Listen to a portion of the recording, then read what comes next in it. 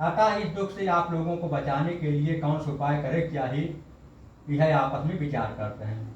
उसी समय व्यास जी के परम शिष्य और पुराण के जाने वाले सूर्य जी अपने शिष्यों के साथ उस स्थान पे पहुंच गए। अब सूर्य जी के देख के ऋषि लोग खड़ा हो गए और श्रद्धा पूर्वक उठ के साष्टांग दंडवत कहन, कैसे कहन, अतिथि देख उठी के मिले, भारी उरे अगम सुप्रेम, चंचल साधु प्रवीण का यह सुकर्म अरुणेम, आवत ही हर सय नहीं, नयनन नहीं स्नेह, तुलसी तहाँ न जाइए कंचन बरसे में। जहाँ सोने की बरसात हो रही हो वहां पर नहीं जाना चाहिए, अगर वहां पर सम्मान की भावना नहीं है। आते कहत पुकार के सकल सुनो गए कान, हेम दान गज दान ते बड़ो दान सम्मान। बड़ों का सम्मान करना सबसे बड़ा दान माना गया है। साधु साधु को देख कर खिल उठता ज्यों फूल, वही उठती है नेह के चंचल सरल दुकुल। दलन मोहतम सो सुप्रकाशु, बड़े भाग्य उड़या वही जासु। मनुष्य का भाग्य उदय तब हो जाता है जब हमारे यहाँ कोई अतिथि आ जाते हैं और उनका स्वागत सत्कार जब किया जाता है। उखरहि विमल बिलोचन ही के, मिठाई दोष दुख भव रजनी के। जितने दुख हैं सारे के सारे दुख दूर हो जाते हैं अतिथि का स्वागत सत्कार करने से। तत्पश्चात ऋषियों ने श्री सूर्य जी को उत्तम और पवित्र आसन दे करके और उनका यथोचित पूजन किया और सूर्य जी से बोले, हे भगवान, इस समय आपका आना ही बहुत उत्तम हुआ और इस अवसर पर आपका शुभागमन ठीक है, क्योंकि हम लोग दुख के शोक सागर में डूब रहे थे। राम विरह सागर महा, भरत मगन मन होत, विप्र रूप धरि पवन सुत, आई गयो जिमि कोट। अर्थात हम लोग शोक सागर में डूब रहे थे कि कलयुग में प्राणियों की रक्षा किस प्रकार से होगी, सभी पाप से दुखी होंगे। आपने नौका सदस्य आकर के हम लोगों का उद्धार करने के लिए पदार्पण किया। यह बड़ी प्रसन्नता का विषय है। हे प्रभु, भविष्य में घोर कलयुग आ रहा है और धर्म की रक्षा किस प्रकार होगी, इसी चिंता में हम सब लोग दुखी हैं और कलयुग में किस प्रकार के मनुष्य होंगे। भगवंत कथा न रुचेगी जिन्हें, नहीं शास्त्र की बात पर ध्यान रखेंगे। पढ़ के अंग्रेजी कहाएंगे साहब, होटल में मदपान करेंगे। और क्या करेंगे, करिखंडन तीरथ मंदिर का, नहीं पूर्ण कथा अरुदान करेंगे। और क्या होगा, कभी चंचल तीय पराई चाहे, घर में घरनी का नमान करेंगे। अबला तन देखी जवान सभी, निज मात पिता को नहीं चाहेंगे। जन भांग धतूर अफीम नशा में निरंतर वे बिन होश रहेंगे। और क्या होगा, सब झूठ है पूजा विधान और मंत्र, परस पर सब बात यही कहेंगे। उनका क्या होगा, बिगड़े फिरेंगे बिन पंथ के और बिन घाट के, चंचल जुग बहेंगे। अब जितने ऋषि और मुनि हैं वो सब सूर्य से कह रहे हैं कि व्रत अथवा तपस्या से मनुष्य की मनोकामना सिद्धि होती है, उसे कृपा करके कहिए और हम लोगों की ऐसी इच्छा है। बंदो पद धारी धाराएं विनय करो करि जोर, वर्ण रघुबर विमल यश सुत से धान तिन जोर। अतियारत पूछो मुनिराया, रघुपति कथा कहो करि राया। सौनक आदि ऋषियों की प्रार्थना पर सूर्य जी बोले, ऋषिगण आप लोग धन्य हैं, आप जैसे मनुष्य ही सत्य पुरुष कहाँ कहे जाने योग्य हैं, जो आप परोपकार के लिए चिंता कर रहे हैं कि भविष्य में घोर कलयुग आएगा और प्राणियों की रक्षा किस प्रकार होगी, क्योंकि सब पाप कर्म से दुखी होंगे और परोपकार के लिए चिंता करते हैं और दुष्टों के द्वारा कष्ट पाने पर भी आप उनको क्या करते हैं, सुख ही देते हैं। कैसे, साधु चरित शुभ सरिस कपासु, निरस विशद गुणमय फल जासु। जहि सहि दुख पर छेद दुरावा, वंदनीय जहि जग यस पावा। भले भलाई पहलहे लहे निचाई, नीच सुरा सराहिए अमरता गरल सराहिए मीत। हे कल्याणकारी सौनादिक ऋषियों और मुनियों, जिस प्रकार आप लोगों के यहाँ चर्चा हो रही है, उसी प्रकार लक्ष्मीपद विष्णु भगवान से एक बार नारद मुनि ने भी, जिस प्रकार से आप लोगों ने पूछा है, उसी प्रकार भगवान से नारद मुनि ने पूछा था। इसलिए संध्या वंदन कर ले। इसके पश्चात इस प्रश्न का उत्तर भगवान ने जिस प्रकार से दिया था, उसी प्रकार मैं आप लोगों के प्रश्नों का उत्तर दूंगा। अब इसके बाद सौनादिक ऋषियों ने कहा, अति उत्तम है, हम लोग भी संध्या उपासना कर ले, क्योंकि किसी ने कहा है, जो उठ प्रात नहात नहीं, दिन सात चले यही विधि जाको। अक्षी की माल न भाल विभूति न दे, युगर्ध सदा सविता को। संध्या विधि करते नहीं जो बिन, दिन तीन न ध्यान धरे जो माँ को। ब्रजराज बने निज काज तजे, गनिए उस ब्राह्मण शूद्र प्रथा को।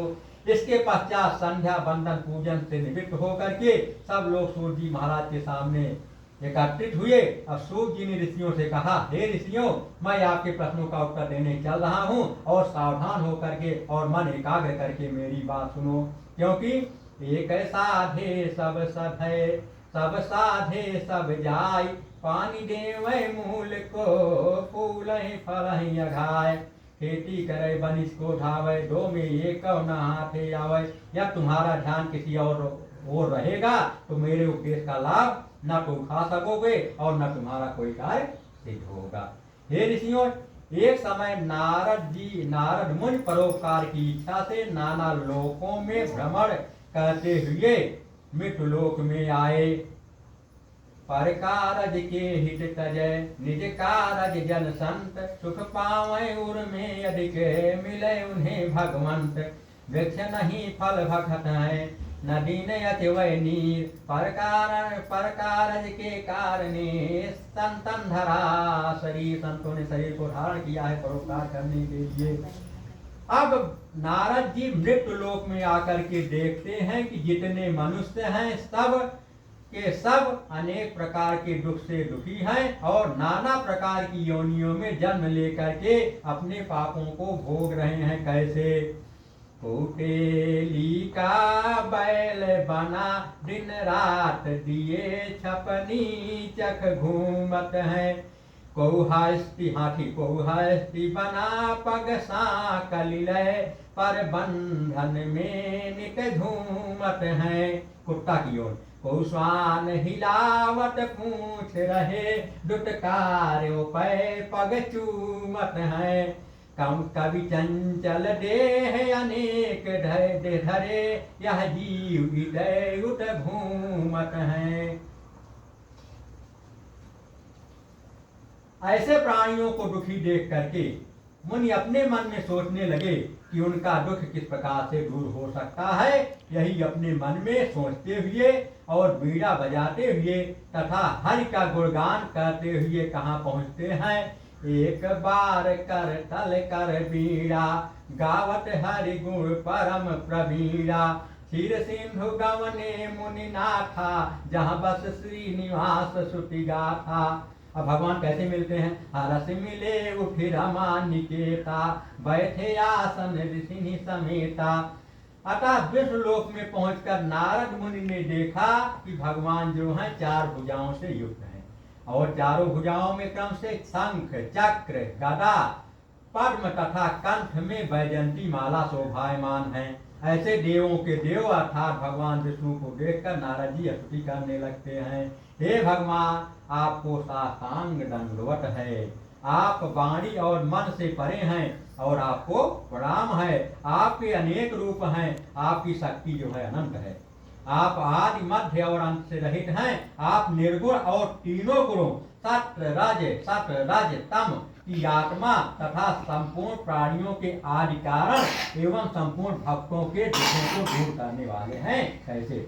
जय दुष्ट संहारी भव भय हारी जय कर आदि नयंता जय असुर विनाशक धर्म प्रकाशक गावहि वेद अनंता जय जन मन रंजन पाप प्रभंजन सुखकारी मुनि संता चंचल नर नारी अति दुख भारी मुक्त करहु भगवंता। इस प्रकार नारद जी के मुखारबिंद से स्तुति सुन करके भगवान ने नारद जी से पूछा, हे नारद, आपका आगमन वैकुंठ लोक में किस लिए हुआ है? उनके मन की हाल जान रहे हैं, फिर भी भगवान जो है नारद भगवान की इच्छा को पूरा करने के लिए कह रहे हैं कि आपका वैकुंठ लोक में आगमन किस लिए हुआ है और आप क्या चाहते हैं। हे महाभाग, आप मुझसे कहें और जो जैसे बन पड़ेगा वैसे आपके प्रश्नों का उत्तर दूंगा। अब नारद जी क्या कहते हैं, मृत्युलोक के जन सकल, मृत्युलोक के जन सकल है युट क्लेश अनंत, केहू उपाय से मुक्त हो मोसो कहु भगवंत। हे भगवान, मैं मृत्यु लोक में इसी समय से आ रहा हूँ। वहाँ पर जितने भी मनुष्य हैं अनेक प्रकार के दुखों से युक्त हैं और नाना प्रकार की योनियों में जन्म लेकर के पाप कर्मों में लीन हैं। कैसे? दीन मलिन दरिद्र कुमूरख बुद्धि विवेक बिना अभिमानी, तस्कर लंपट ज्वारी तथा अनशिक्षित दोस्त महाज्ञानी, अन्न न पावत भोजन को अरुपान को पावत शुद्ध न पानी, चंचल शोक विहाल सभी नर श्रेष्ठ कुचिंतन में लपटानी, भय विकल खग मृग यही भांति अकल अपर कथा कैसे कही जाती, यही कल काल कठिन उर्गारी पाप परायण सब नर नारी। इसलिए हे भव भयहारी भगवान, कोई ऐसा उपाय बताइए जिससे कि उन प्राणियों का दुख जो है छूट जाए। यदि आप मुझ पर कृपा रखते हैं तो कहिए, मैं सुनता हूँ, क्योंकि आप दीन दयाल बिरदु संभारी हरहु नाथ मम संकट हारी। भगवान ने नारद जी से कहा, आपने बहुत अच्छी बात पूछी है, इससे संसार का कल्याण होगा, प्राणी पापों से मुक्त हो करके अंत में वैकुंठ लोक को जाएंगे। तरुवर फल नहीं भकत है न दीन यजवैनी, परमार्थ के कारणे साधुन धरा शरीर। साधुओं ने जो है दूसरों की भलाई के लिए ही अपना शरीर धारण किया है। हे मुनिश्रेष्ठ नारद, भगवान कहते हैं नारद से, हे मुनिश्रेष्ठ नारद, मेरा स्वभाव कैसा है? सब मम प्रिय सब मम उपजाए, सबसे अधिक मनुज मोहि भाए, तिन महाद्विज द्विज महाश्रुतिधारी, तिन महानिगम नीत अनुसारी, यह तन कर फल विषय न भाई, स्वर्ग स्वल्प फल अरु दुखदाई, नर समान नहीं कौनव देही, जीव चराचर याचत जेहि। जितने के जितने भी प्राणी हैं और देवता भी लोग यही याचना करते हैं कि मुझको जो है मनुष्य का शरीर मिले।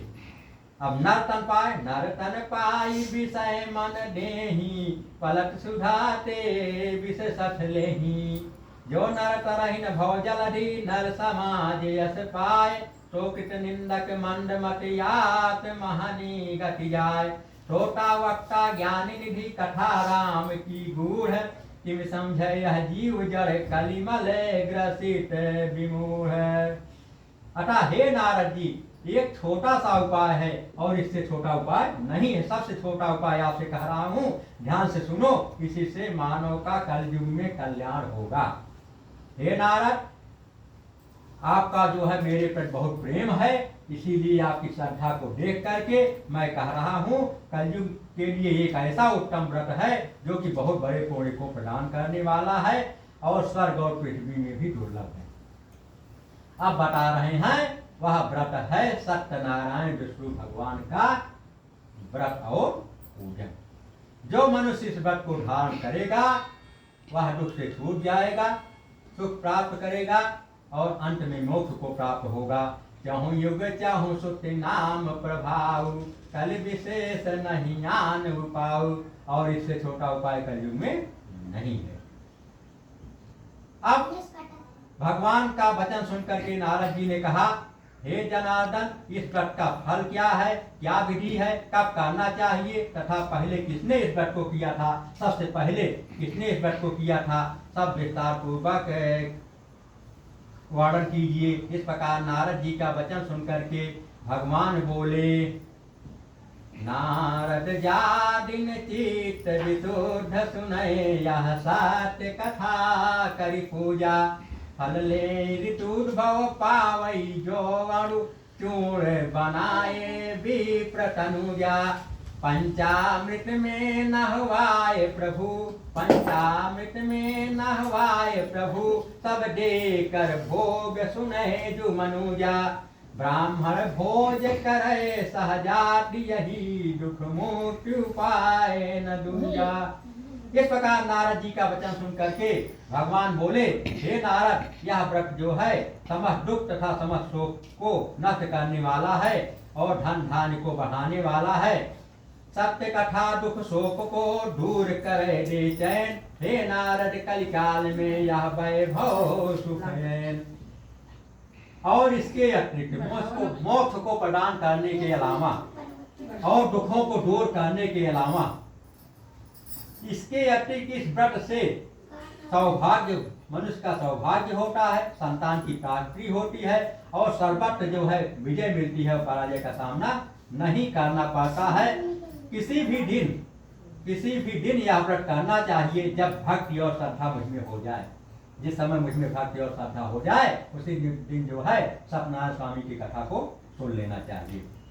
अब सायंकाल के समय ब्राह्मण और वंशजनों के साथ धर्म में तत्पर होकर सत्यनारायण का पूजन करना चाहिए और जितना प्रसाद है उस प्रसाद को भगवान को भोग लगाना चाहिए और प्रसाद को बाद में सब में बांट देना चाहिए। फिर ब्राह्मण और पुस्तक का पूजन करके और दक्षिणा दे करके अपने वंशजनों के साथ कथा को सुनना चाहिए। उसके बाद वंशजनों के साथ ब्राह्मण को भोजन कराना चाहिए। प्रसाद खाने के बाद नाच गाना बजाना कीर्तन आदि भगवान के सामने करना चाहिए। इसके बाद जब लोग अपने घर जाने लगे तो सत्यनारायण स्वामी का नाम जपते हुए जाए। इस प्रकार हे नारद, यह व्रत जो मनुष्य करेगा उसकी जो है मनोकामना सिद्धि होगी और कलयुग में इससे छोटा उपाय कोई नहीं है। इस श्री सत्यनारायण व्रत कथायाम 55वां अध्याय संपन्न। बोलो वृंदावन बिहारी लाल की जय।